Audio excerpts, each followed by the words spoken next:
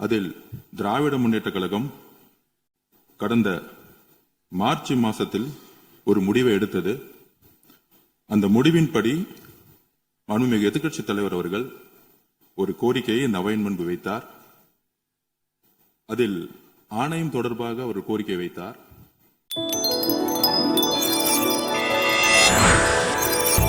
பேரவைத் தலைவர் நிற்கிற போது உட்காரணும்னு சொல்லியிருக்கேன். நீங்க அதுதான் அந்த ஓரியன்டேஷன் கோர்ஸ்க்கு நீங்க வந்திருந்தா என்னென்ன எப்படி நடந்து கொள்ள வேண்டியதுதான் அழகாக பயிற்சி கொடுத்தார்கள். பேரவை நிற்கிற போது உட்காரல. உட்காருங்க உட்காருங்க உட்காருங்க உட்காருங்க உட்காருங்க உட்காருங்க. எதுவும் அவர்கள் பேசுகிற எதுவும் அவை குறிப்பிட வராது.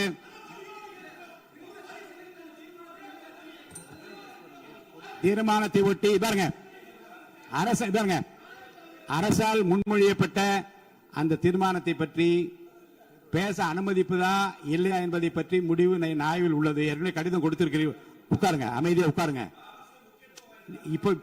இப்போது பேச அனுமதி இல்லை. தொடர்ந்து நீங்கள் வற்புறுத்தினீர்களானால் முடியாது என்ற பதிலை தவிர வேறு பதில் இல்லை. அமைதியா உட்காருங்க உட்காருங்க ப்ளீஸ். கம்யூனிஸ்ட் கட்சியுடைய தோழர்களே, பாட்டாளி மக்கள் கட்சியுடைய தோழர்களே, கண்டிப்பாக மேகதாது அணை கட்டுவது சம்பந்தமாக ஒருமனதாக தீர்மானத்தை மாண்புமிகு முதலமைச்சர் முதலில் கொண்டு வந்தார். அதில் திராவிட முன்னேற்ற கழகம் கடந்த மார்ச் மாசத்தில் ஒரு முடிவை எடுத்தது. அந்த முடிவின்படி மாண்புமிகு எதிர்க்கட்சித் தலைவர் அவர்கள் ஒரு கோரிக்கையை இந்த அவையின் முன்பு வைத்தார். அதில் ஆணையம் தொடர்பாக ஒரு கோரிக்கை வைத்தார். அந்த ஆணையம் தொடர்பாக இந்த காவிரி பிரச்சனையை தொடர்பாக சட்ட நிபுணர்கள் கடந்த 25 வருடங்களாக யாரெல்லாம் இதில் பணி செய்தார்களோ, குறிப்பாக உங்களுக்கு தெரியும் தோழர் உமாபதி அவர்கள், முக்கியமாக சட்ட வல்லுநர்கள் போன்ற ஆட்சியில் கடந்த 30-40 வருடங்களாக எந்த சட்ட வல்லுநர்களுடைய அறிவுரைப்படி மாண்புமிகு முதலமைச்சர் அவர்கள் மிகப்பெரிய ஒரு டிஸ்கஷனை கொண்டு வந்து அதன்படி ஒரு மிகப்பெரிய தீர்மானத்தை கொண்டு வந்தார். அந்த தீர்மானத்தில் ஆணையம்ங்கிறதை சில பேர் தவறுதலாக புரிந்து கொண்டிருக்கிறார்கள். அதை மாண்புமிகு அமைச்சர் அவர்கள் இப்பொழுது அவருடைய உரையை நிகழ்த்துவார். அதில் விவசாயிகளுக்கும் சரி, ஏன் திராவிட முன்னேற்ற கழகம் அந்த நிலைப்பாட்டை மார்ச் மாதத்தில் எடுத்தாருங்கிற நிலைப்பாடும் சரி, அன்றைய முடிவின்படி கம்யூனிஸ்ட் தோழர்களுடைய எல்லா கட்சிகளும் அதை வரவேற்றார்கள். அதற்கப்புறம் சட்ட நிபுணர்கள் படி அவர்களுடைய அறிவுரைப்படி இதை எப்படி பாதுகாக்கணும் அப்படிங்கிற ஒரே குறிக்கோளோட எதிர்கட்சி தலைவருடைய அந்த அமெண்ட்மெண்ட்டை நம்ம எடுத்துக்கிட்டோம். அன்னைக்கு அவையில ஒரு மனதா எல்லோரும் அந்த தீர்மானத்தை நிறைவேற்றணும். அதில் சில சந்தேகங்கள் உறுப்பினர்களுக்கு இருக்கலாம். நம்மளுடைய குறிக்கோள் விவசாயிகளை பாதுகாப்பதும், முக்கியமாக காவேரியுடைய உச்ச நீதிமன்றத்துடைய தீர்ப்பையும் பாதுகாக்கிறதுல எந்த விதமான வேறுபாடுகள் கிடையாது. கண்டிப்பாக மாண்புமிகு அமைச்சர் அவர்கள் விளக்கம் கொடுத்த பிறகு பேரவைத் தலைவர்கள் கண்டிப்பாக இதில் இருக்கக்கூடிய பிரச்சனைகளை கண்டிப்பாக உங்களுக்கு பேரவைத் தலைவர்கள் கண்டிப்பாக நேரம் கொடுப்பார் நாங்கள் இந்த அவையின் முன்பு தெரிவித்துக் கொள்கிறோம். அதுதான் எங்களுடைய வேண்டுகோள். மாண்புமிகு பேரவை உறுப்பினர்களுக்கு ஒரு அறிவிப்பு. இந்த மேகதாது பிரச்சனையை பற்றி உரிய நேரத்தில் ஒரு சரியான முடிவெடுத்து மாண்புமிகு முதலமைச்சர் அவர்கள் ஒரு தனி தீர்மானத்தை முன்மொழிகிறார்.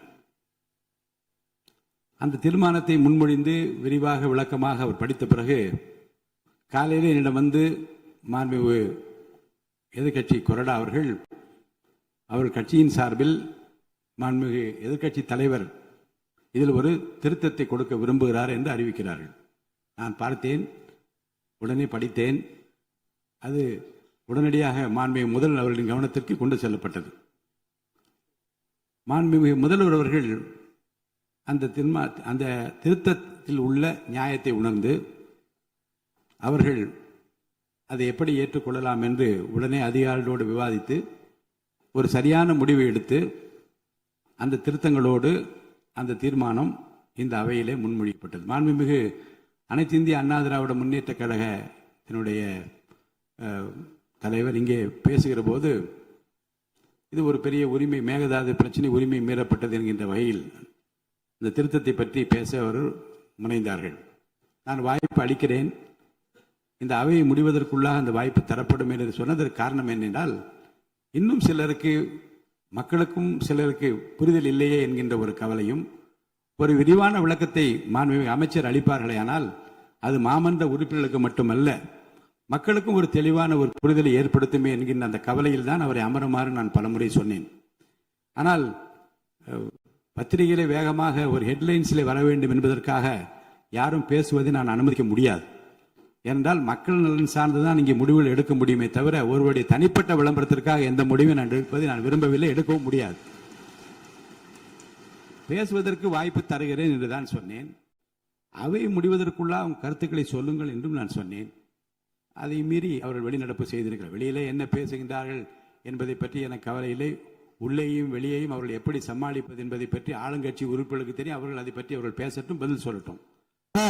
இதுவரை அங்கு பணியில் இருந்து 74 நபர்கள், 70 பெண்கள், 4 ஆண்கள் பாதிக்கப்பட்டு அரசு மற்றும் தனியார் மருத்துவமனைகளில் அனுமதிக்கப்பட்டு சிகிச்சை பெற்று வருகின்றனர்.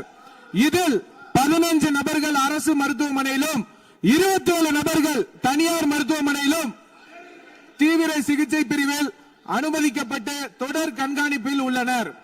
27 நபர்கள் சாதாரண சிகிச்சையில் உள்ளனர்.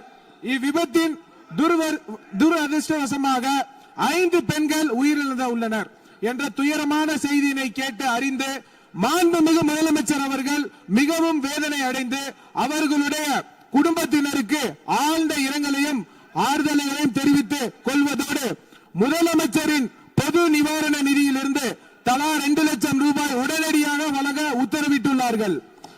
மேலும் அவர்களின் உடல்களை சொந்த மாநிலத்திற்கு அனுப்பி நல்லடக்கம் செய்வதற்கான செலவினை அரசே மேற்கொள்ளும் எனவும் தெரிவித்துள்ளார்கள்.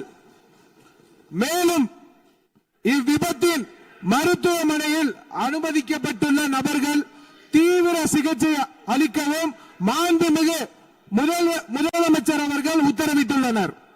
மேலும் இவ்விபத்தில் உயிரிழந்த மற்றும் பாதிப்படைந்த தொழிலாளர்களுக்கு தொழிலாளர் மாநில ஈட்டுறுதி காப்பீடு திட்டம் என்ற முறையில் ESI PF வருங்கால வைப்பு நிதியை வழங்கிடவும் மாண்புமிகு முதலமைச்சர் அவர்கள் உத்தரவிட்டுள்ளார்.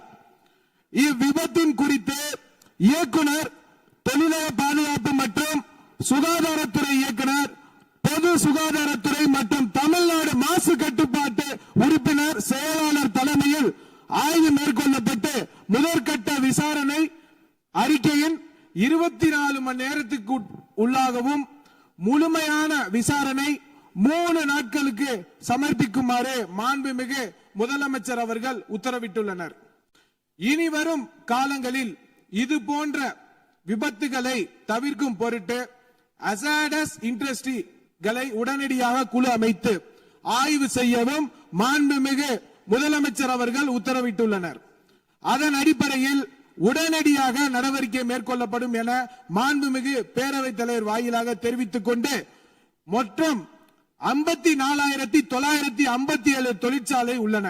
இதில் தொழிலாளர்கள் 27,65,313 தொழிலாளர்கள் உள்ளனர்.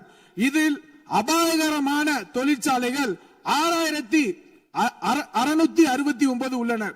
இனி வரும் காலங்களில் தமிழ்நாடு முழுவதிலும் உள்ள அனைத்து தொழிற்சாலைகளிலும் இதுபோல் நடக்காம இருக்க அனைத்து விதமான நடவடிக்கையும் மேற்கொள்ளப்பட்டு சட்ட ரீதியாக நடவடிக்கை மேற்கொள்ளப்படும் என்பதை பேரவைத் தலைவர் வாயிலாக தெரிவித்துக் கொண்டு விடைபெறுகிறேன். நன்றி.